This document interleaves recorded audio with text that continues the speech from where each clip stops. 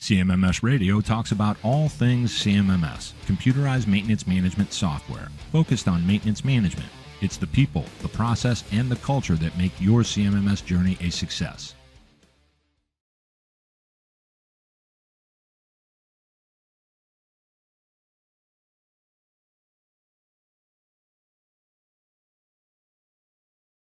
All right, folks, welcome back to CMMS Radio. The man you see on screen is Justin Turner.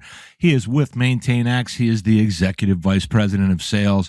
He's actually got a long history in this industry. I've always wanted to host him because I was once in the industry, and now I kind of sit on the fringe trying to help everybody be better and all that nonsense. But Justin Turner, welcome to CMMS Radio. Greg, thanks so much for having me here. It's been a long time coming. Long time listener, first time caller. I think you say that you're not in the industry and you sit on the sides, but I hope you realize how big of an impact you have, in particular for people in the industry. Who are maybe a little nerdy about the industry and appreciate it.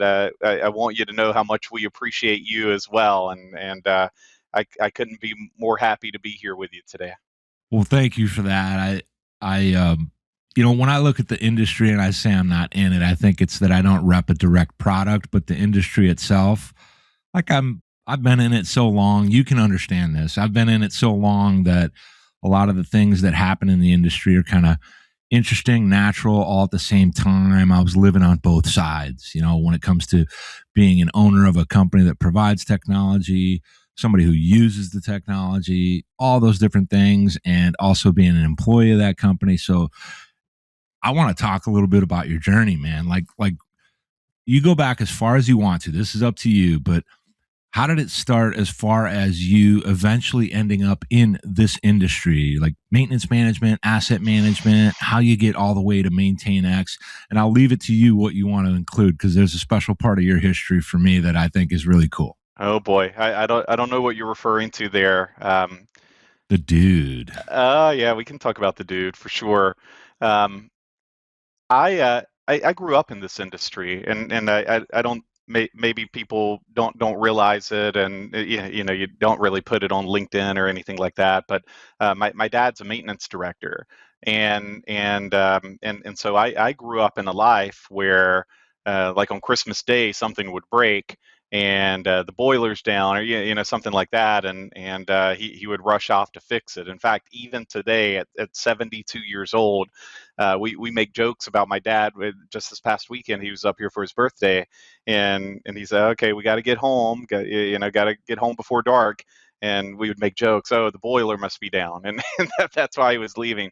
So I grew up in it, and it was natural for me when I got into professional life that I would gravitate towards the CMMS industry. And to what you alluded to, started my career at SchoolDude in 2007. And then from SchoolDude became Dude Solutions, which is now, of course, Brightly, and spent a lot of time there learning from some really great, talented people who taught me the ins and outs, taught me what it meant to be world class, taught me what it meant to take care of customers, and that was my trial by fire. Started as a solutions consultant there, and then eventually got into the dark side of sales. But it was a great journey for me. I eventually, after a long run at the Dude, took a little time, and in my in I don't know my early 30s to do something else. And honestly, that was a mistake. But I got into the HR tech industry for a little while, and did that for about 5 years. And around 2020, in the middle of the pandemic, nobody's buying HR tech in the middle of the pandemic, and like I had enough of this. So I decided to get back into the CMMS industry, and really made a deliberate decision there that I wanted to talk to the to the best up and coming companies out there, and actually came very close to taking a couple other jobs before MaintainX got on my radar. And I like to tell people I'm the luckiest guy in the world because I didn't take those other jobs, and I hadn't heard of MaintainX at the time. It was a Series A company, very, very small. I think I was the 20th employee who joined here. And so they very much a startup at that time. And we got introduced through myself and the CEO, Chris, got introduced through a mutual connection. One thing led to another. I downloaded the product in the App Store. I thought it was the best product I had ever seen in this industry. Didn't even think it was close. Decided to make a big bet, come here to this little startup, and the rest is history. That's So right. it's been a fun ride, man. But I'm very lucky to have had great mentors in this industry. Very lucky to know what good looks like. And very lucky that I kind of accidentally fell to MaintainX in the middle of a global pandemic, which is just somebody somewhere was looking out for me. Hey, and I'll go with that, man. That's good stuff. And I think when we talk about, MaintainX, and I say we, it could be you and I, it could be anybody. We've seen the journey. Anybody that's paying attention, it's a fun journey to watch. The team has grown, the company has grown, the offerings have grown, the events have grown as far as what you do. There's now a focus on events that are dedicated to your users. That's always kind of an important milestone in the history of a company in this space growing up, so to speak, and going through their own maturation process, I suppose, is what it is. I mean, yes, you're there to make money, but you're focused on solving a problem. You've secured multiple rounds. Wild journey. So you've literally been through this twice when you are involved with technology that's connected to kind of our ever-present daily lives, right? Formerly with schools and all that kind of stuff, but then seeing that growth and now being here at MaintainX. So I want to ask you, you mentioned being able to see, learn, and understand what right looks like, but being in an environment that's grown this quickly and for all accounts, positively, right? Very well received and continuing to expand. What kind of a weird question. What kind of shifts and changes have you seen in how you approach like go to market? And I want to fold into that your opinion on whether free trials or freemium versions are an effective way to drive demand. Yeah, I believe product and people make great companies. And I know that sounds like a truism, like a no duh type statement. But I'll start with I made that bet on MaintainX in 2020, like I just referred to, because of the product. People ask me why I came to MaintainX, why I stay at MaintainX. It is the product. I sincerely believe, without any rose-colored glasses or any bias involved, just a guy who's been in this industry for almost 20 years, that MaintainX has the best product in this industry on planet Earth. And when you have a great product, then a lot of other good things can start to happen. You build a great culture in your people around that. Because people feel like they're part of something special. They feel like they're building or marketing or selling or supporting something that is really bringing tremendous value to individuals and to clients, and that matters when you're trying to build a generational type company like we are at MaintainX. Having that sense of passion for the company and for what you do is really, really important. So the product is the catalyst for that. I also believe that the right people can do amazing things together. Like something magical really happens when you take good humans who are talented and creative and who want to do the right thing, and you pile them on top of each other. Good person after good person after good Yeah. person, and you hire good people and good things happen. And we've seen that play out over the years at MaintainX. We take our hiring processes and the individuals that we put into our clients, put in touch with our clients very, very seriously. And so you build a great product, and you power it with great people. And really that's where the magic comes from, in my opinion. Um, in terms of the product, and sort of like go to market strategy, and how you get things in front of people. I believe that if you have a great product, um, it would be a shame not to give folks a chance to get their hands on it. And look, we work in software. It's easy to put together a 30-day trial, or a demo version, or something like that. It's really simple to do. And if you have nothing to hide, and you think that folks can just jump in and sort of learn the product on their own, which you can with MaintainX, then it makes all the sense in the world to allow people to try it before they buy it.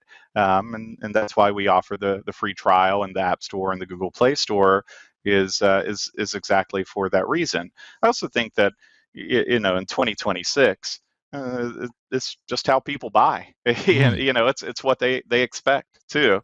People Yeah. don't buy software like they did in 1992 or 2002. They want to see it. Budget dollars are constrained more so maybe now than just about ever. There's scrutiny all over the place. You're already in many cases understaffed, under resources. You don't want to make a mistake on this stuff. And look, whether a customer signs a 3-year contract or whatever with MaintainX, I kind of think of it like it's a 10-year relationship. Like it's not something that they're just going to buy for one term. Like if it's successful, it'll be there for a really long time. And if that's the case, yeah, like I think it makes a lot of sense to offer folks a chance to try it before they make that type of commitment. Absolutely. And I think it's a straightforward question, but it's got a lot of different ways you can turn and twist and kind of look at that whole thing. Sometimes people do trials and they don't do anything with it. Other times people do a trial and they really get into it. And it's kind of, it's almost expected that there's that kind of an option where you can put your hands on it. There are companies out there that don't really do that. And I kind of understand that, but I think that's uh, maybe happening at a different level, because a lot of things, and this is a question I want to get into around these different levels when we look at the marketplace. Mm-hmm. And for me, I kind of look at SMB and enterprise as two different levels. But within each level of, let's say, organization type or solution type that's needed, mm-hmm. right, at these different client levels, SMB, small and medium businesses, to enterprise, there's a lot of variance in between. And I'm curious, when you're working with your teams and you're working with potential clients, do you get to see and understand the differences between those two markets as a provider when it comes to making that push for growth, for net new logos, and things of that nature? And I think what I'm getting around is I just want to hear your perspective on what that looks like when we differentiate between the two, where you have a tendency to succeed quicker versus other ones that take longer. Can you talk about that a little bit? Yeah, look, there are certainly differences, no doubt about it. There's differences in the complexity. There's differences in the value that can be delivered in something that's a mid-market versus an enterprise type organization. There's differences in how they need to be supported once they've purchased a solution. But there are also similarities there too, Greg. I think at the end of the day, in this industry right now, a primary value driver or differentiator for any solution is will folks in the field actually adopt it. As you know, CMMS has been an industry for what, 40 years? Maybe you have an exact date. I don't know, 40 years, maybe more. And notoriously, through the history of this industry, companies have bought CMMS systems and they have not adopted them at a high rate. And that goes for big companies, small companies, world-class companies, Fortune 500 companies. You see that in. They buy a solution and it sits on a shelf for a year, 3 years, or forever. And so whether it's a mid-market SMB or an enterprise organization, the first thing that you really have to show them in terms of value is table stakes. Will the field team actually use it? And the best way to show them that their field team will actually use the system is to let them use the system, in my opinion. And what you wind up with there, if you're a company like MaintainX, which is extremely user-friendly and easy to adopt, what you wind up there is a group. Maybe it's a single site, maybe it's a division or a region, but you wind up with a group of evangelists for that solution because it's better than anything that they've seen before, and they realize it's not intimidating, it's not clunky, it's not going to lag or cause problems in their workflows day to day, and you start to see the guard go down, and once you can establish that there's going to be a high level of adoption, and then you can establish that the cost of change from that organization, maybe they're migrating from another system, or maybe they're coming from no system at all, but that cost of change can be a lot more minimal than they think maybe going into a buying process. Once you establish these things, now you can talk about the real things that matter in that organization, operational KPIs, reporting, inventory management, and so on and so forth. Like, you can really dive into those value drivers, but it all starts with the understanding and the validation of adoption of that solution. And I think that that's true in an SMB deal. I think that's true in an enterprise organization. Like, you show it to them, you get the adoption and the usage. You prove to them that you're serious. That like, you're not just showing them a slide and saying our usability is great, trust us. Like, you're proving it. And once you do that, a lot of great things can happen. It's really true, and it sounds so simple, but it's one of the most challenging parts is turning that corner on true adoption, where this is now a tool that we've incorporated to what we do, the way we move on a day-to-day basis, is where they, I suppose you as well, really get to turn that corner, with your clients, where they start to succeed and thrive based on why they got the system in the first place. I think sometimes I want to ask, what's the number one problem that you solve as a solution? And when you've grown enough, there's not a single answer to that anymore, right? Because you get so much exposure to different clients. But there's something you said earlier about this idea that a client might onboard, they might sign up for 3 years.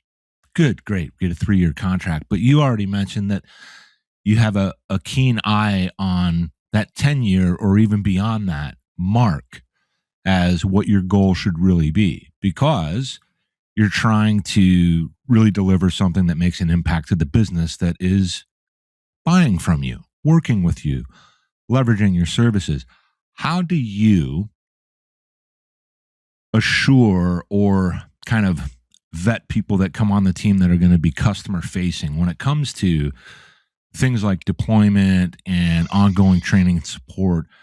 I'm curious about that, because when we grow a business that's in the CMMS or related space, we want people that have those experiences, boots on the ground, but there's not a lot of them available. So sometimes we have to pull people from different environments, previous work histories, and build them.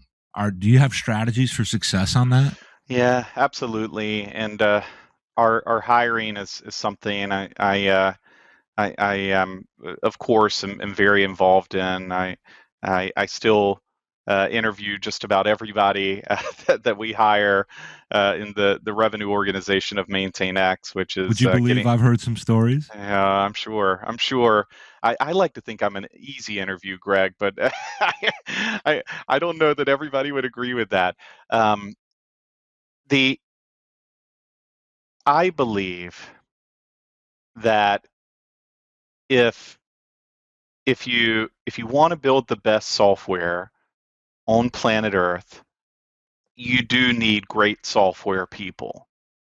And I believe that if you want to do well in a specific industry, maybe it's CMMS as sort of a broad industry, or maybe you narrow it down to something like industrial or manufacturing or whatever the case may be.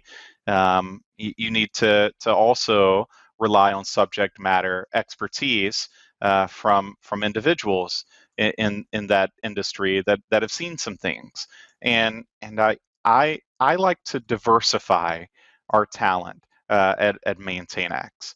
I want to bring in the world's best software people. I Mm-hmm. want to bring in the world's best customer success reps, the world's best support reps. I want to bring in the world's best solutions consultants and things like that. No doubt about it. But I also want to bring in subject matter experts who may not be the world's best CSMs or SCs or whatever the case may be, but they understand the industry at a deep level, and you marry them together because you hire, again, hire good people and good things start happening. They collaborate together, they learn from each other, and somebody's skills may not be as strong in area A, but person over here can help them with that. Like that's when you start growing something really special. And I think the answer to that question, which gets asked a lot, is it, is it all industry people, or is it all like, Bay Area tech people? Well, the answer is kind of like it's a little bit of both. And the good thing about that, again, is that the collaboration can really up level both sides of the story. Now, there are some specific areas of MaintainX where we prefer individuals with industry expertise. Um, I remember when I started in 2020, again, small startup at the time, but we had a decision to make as a company as to how we're going to take care of our customers. And I think we had like 1,000 customers at the time, and maybe we had one account manager, Peter Daigle, who was on your show recently, Yeah, yeah, yeah, yeah. was our one account manager at the time, and we had a decision to make. How are we going to grow that function? And so we started looking around the CMMS industry at some of our competitors and whatnot, and also like adjacent type industries, maybe not direct competitors, but kind of playing the same space. And what we saw at the time was there was a big sort of divestment in resources to support customers post-sell in these companies. We saw companies getting rid of implementation teams and getting rid of CSM teams. We saw companies who were having like 23-year-old salespeople, do the support and implementation for these programs, and maybe some of that was because we were in the middle of COVID, and so things were tight. But we saw it as a real opportunity, and we said, okay, we can differentiate ourselves if we take a stance that we're going to overserve our clients in a way that has never been seen before in this Mm, industry. mm, And so we started to go out, and we made a decision that our professional services team, implementation and integration, we wanted to hire people from the industry. We wanted to hire engineers, civil, mechanical, whatever, who have worked on a shop floor before and maybe have implemented a CMMS or administered a CMMS before. People who could add real value to the conversations of our clients in a strategic way. And look, these individuals are pretty expensive, and they're somewhat rare too. And we said, if again we think about this as a 10-year relationship with our clients, it will pay us back in spades. You take care of your clients, and your clients will take care of you. Not rocket science. And so we made that investment to bring in a heavy industry focus on that side of the house. We also did things at the time that hadn't been done before. We built the first 24/7 multi-language support function in the industry, which has now gone out and been like multiple award winning. We built a customer education function, which didn't exist in the industry before. We of course built a CSM team, an account management team, and things like that.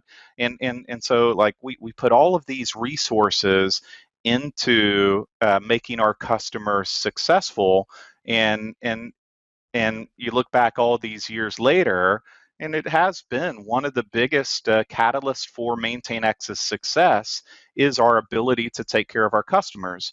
But some of it comes from the industry, some of it comes from people who know how to do the functional job at a very high rate, and you put them together, and that's where the magic starts to happen. Well, that's back to that idea around orchestration and how many things are being juggled and how you get the right people together at a minimum with the right attitude and the right potential, like someone that's available, people that are coachable, people that can learn from one another. And you actually have the most prime source of information available to you 24/7 as an organization that provides a CMMS to the industry, and it's your customers. And I think when you stay embedded with your customers, and we all say it, all the companies want to do it, but a lot of times it becomes a thing they say and they don't or can't or won't do. And I think that's where this really lives is we want our net new sales. We want our expansions for clients because we want them to further thrive, and everybody's doing good and making money together. But to get this real strong understanding, this real strong team approach and buy-in on your side, those customers become a resource for learning and understanding as well. And I've always been fascinated about how common it is that eventually a client will become an employee at some level of the organization because they've had such a great experience. It happens at other companies. We see about it. We hear about it. Heck, I've talked about it on the podcast before. Do you see that as well, where on occasion you get certain clientele that at some point join your organization and they bring a lot to the table because now they've got an environment where they used it, rolled it out, and now they can bring that back into the organization and say, hey, here's what we did, and so helped me, and oh yeah, he still works here, and all that kind of stuff. How often is that kind of thing happening for you? Yeah. The opportunity to do that happens quite a bit, as you might imagine, but there's nuance in every situation, of course. I'm never going to poach from a client. I'm never going to poach their talent because the client is the one that's signing the check to pay MaintainX. But sometimes there are extenuating circumstances. The person's leaving anyway, or something else is going on, and then it turns into a real good opportunity for us. And when we can bring those in, and it works, then we do so as much as we can. Yeah. One thing I got to make sure we talk about today is leadership, because you're in it's obvious, but I'm going to say it anyway. You're in a critical role within the organization, and leadership for a lot of people is either misunderstood or mispracticed.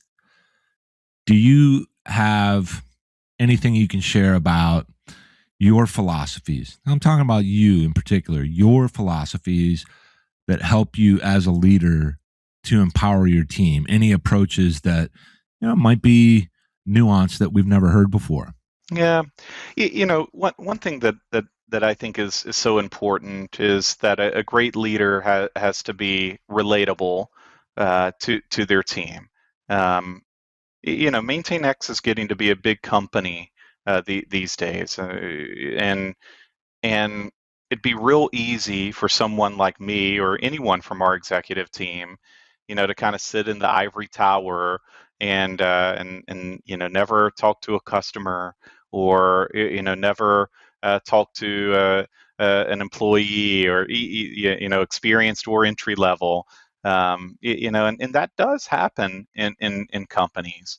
And for me, like, if that ever happens, I don't know, it's time for me to go. Like, it's like, I'm most effective, I think, when I understand the team and the team understands me, and there's a trust that's built between all parties, that everyone knows that we're in this together.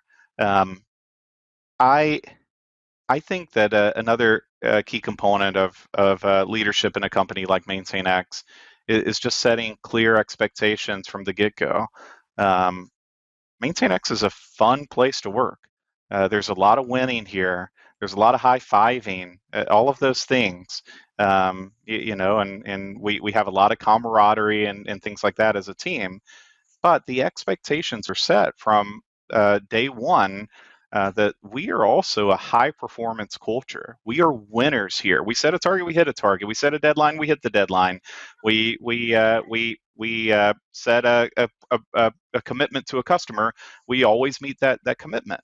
That's our mentality. Is like, we have places to go in life and things to do and an incredible opportunity in front of us, and we expect that from the entire team. So that high performance winning attitude may sound a little intense when someone starts on their first day, and maybe it's their first job ever, and they're right out of school or something, and we're talking about winning and doing all of that. But I think it's important to set that expectation. And if you set the expectation that winning is the standard and that high performance is the standard, it opens up an awful lot of other doors, I think, in the culture of what we do, that are pretty meaningful. I think that we take care of the story I shared earlier about taking care of our customers, is part of that winning mentality. Like, we could have chose not to spend the money. We could have chose to go sort of minimal on it, but we chose to overserve our customers. That's because we're winners. That's because we have that winning mentality. And I think it's the same way in which we innovate on the product side here. Like, we again, I believe, have the best product on planet Earth today in the industry. What we're working on right now at this moment, making it even better. We have 170 engineers working on making that product even better. And so we're not settling on being the best product in March 2026. We're talking about being the best product in the industry and the de facto market standard for decades to come. Like, that's part of our mentality, and setting the tone for the rest of the team as they join. To me, that's leadership. If you get into an organization with the culture and the mindset that is focused on winning, but also has strategies and things around you to help you win, and you're finding ways to keep improving, those are fun environments to be in. Right. You're supposed to work hard. You're supposed to get those wins, and you are supposed to have that high five moment. And then you move on, but you can take pride in what you do and what your team does. And that's what this is really all about. And that's always a moving target too. It's not like a set it and forget it. So like you say, we're not just going to rest on our laurels and say, hey, we've got a great product. We're going to put the service and the things and the programs in place that make that a reality for our clients. And we're not going to stop doing that because we like getting championship rings. And that's okay, as long as it's not like a toxic, negative environment. And I don't see that. I get to spend time with people from MaintainX at some of the conferences I attend. I talk to people at me, as you already know all this, but for everybody else, I talk to people there on a regular. You guys are actively involved with CMMSradio too, and really do support the idea that we're here for the industry, and I'm just thankful that we get at least a sneak peek into your world and we get this kind of long-term episode done. I want to turn the corner and get you into the fun question segment for first Okay. timers, if that's cool. And All then we right, can let's do it. get you rolling to your meeting. So no wrong answers on any of this stuff. It's a little bit of fun. All right. So the first fun question is, what is your favorite music? My favorite music. So something you may not know. I'm on CMMS radio today. I actually spent a decade of my life working in regular radio. I Nice. worked for about a dozen different radio stations in North Carolina and South Carolina, high school, college, and a little bit after college as well. And the most fun I ever had in radio was when I was on 97.5 WCOS in Columbia, South Carolina, which was a country station, and so and look, that was a long time ago. So if I filter this question even more, I'm going to go like early 2000s country probably is where I'm at, but just in general, I'd say country music. All right. All right. Next fun question. What is your favorite sport or hobby? And on sport, it does not have to be one that you play or played. It could be one you just like to root for and cheer for.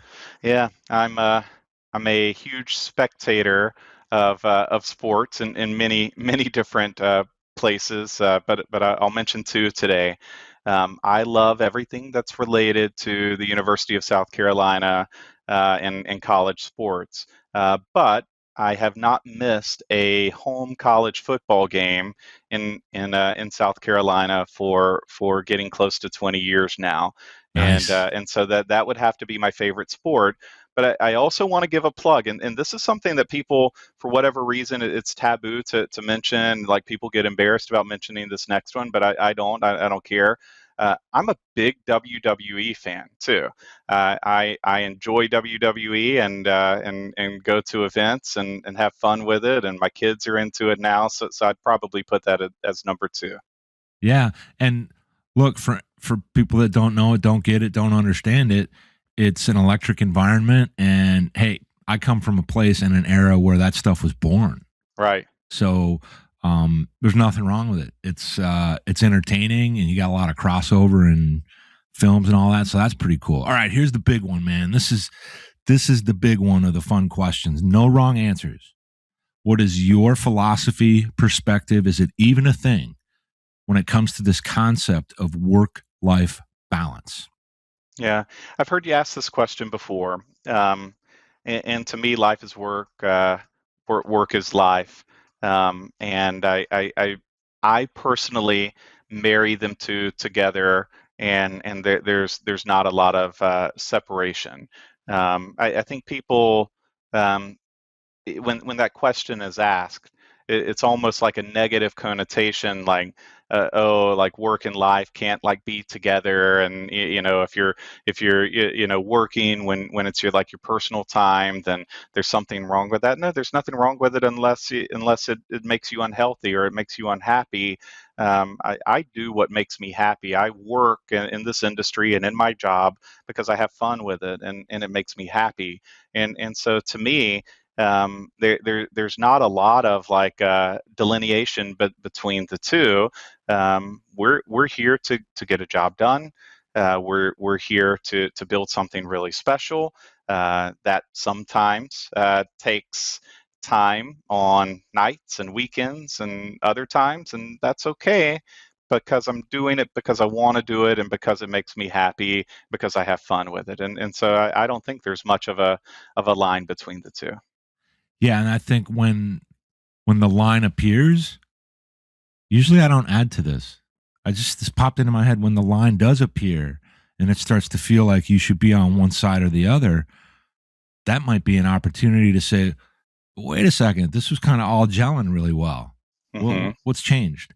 But I love hearing these perspectives and philosophies because we get a bit of a a little bit of a bird's eye view from where you sit, and it helps us maybe understand not just the industry, but our lives better, because we're all working and living and it's all the same. But other people are like, nope, 5 o'clock, I'm done with work. I'll never talk to you again until 7 a.m. And, who knows what's right, what's wrong. It's not about that. It's about what's working for you, because that might work for somebody else, or they might say, I like the way he said that. And it just changes things. So, well, let me just say this, Greg, if you don't mind, this came to my mind, but because the famous football coach Lou Holtz passed away a couple of days ago, and of course he was a coach at South Carolina for a few years, and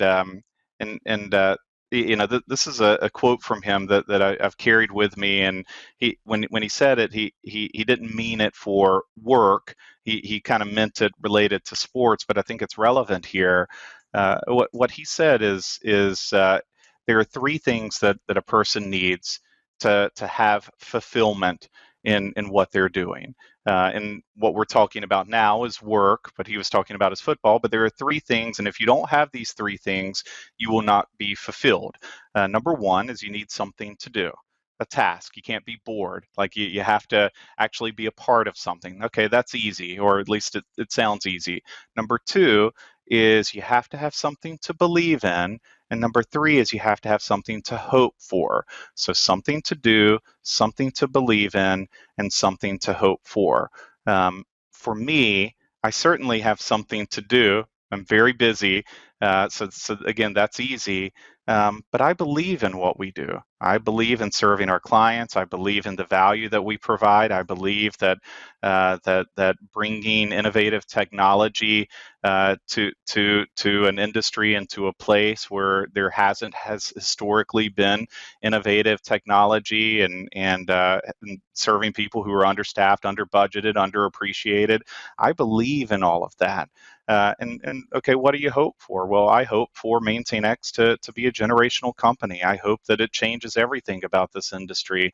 I hope that we come out with new features and functionality that changes the game and makes magic happen.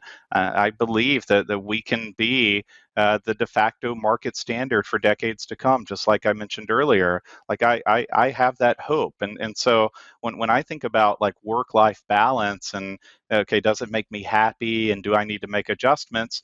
No, not really, because I feel fulfilled because I think I have those 3 things. And I would recommend to anybody on my team or otherwise, go out and look for those 3 things in your career. And then there's not really a big question on work-life balance. I like it. That's a perfect thing for us to end on. Justin Turner, MaintainX, long overdue episode. Thanks for being here with me on CMMS Radio. Thanks, Greg. Did you find this episode helpful? Please send us some feedback, suggest a topic, or ask a question. Reach out to CMMS Radio if you need a co-pilot on your CMMS project. Visit CMMSradio.com and use the What's on Your Mind link. Thank you for tuning in to CMMS Radio, your resource for all things CMMS, from selection to implementation, to help you make better choices, learn from industry experts, and have a successful CMMS journey.